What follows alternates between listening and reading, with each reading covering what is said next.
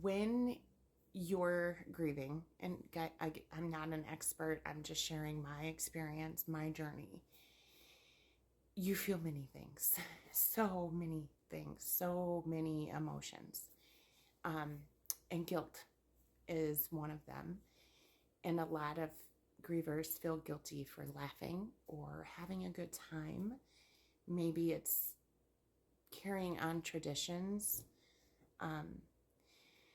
I will say that for me, I did not feel guilt for laughing or carrying on traditions. My hurt during that time, or my hurt during my first laugh, was, God, she wasn't here to laugh with me, because she would have thought that was funny. Or she wasn't here to do this. It's for me, it wasn't so much guilt as it was just not having my person there.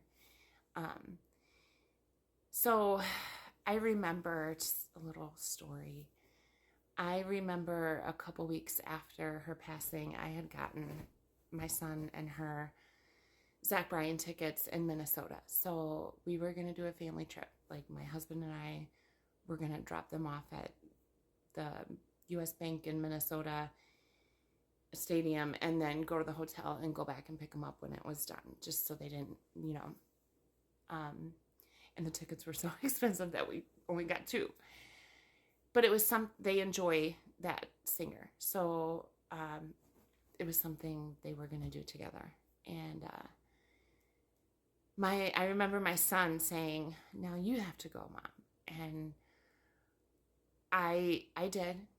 My husband dropped my son and I off and picked us back up. And that was really hard. And, but I know she would want us to have a good time. As much as she should have been there, she would want us to have a good time, and she would want us to enjoy ourselves and laugh and sing. And because that was Samantha, she would say, "Don't be sad. I miss you too. Don't be sad." Obviously that doesn't always work, but I will say that I didn't feel guilty for that first laugh or that first family tradition after, because I know she wouldn't want me to. And it just sucked, obviously, because she wasn't there. But, a lot of people feel that, guilt, and they feel guilty for going out, or they feel guilty for having a good time, or doing something their loved one used to do.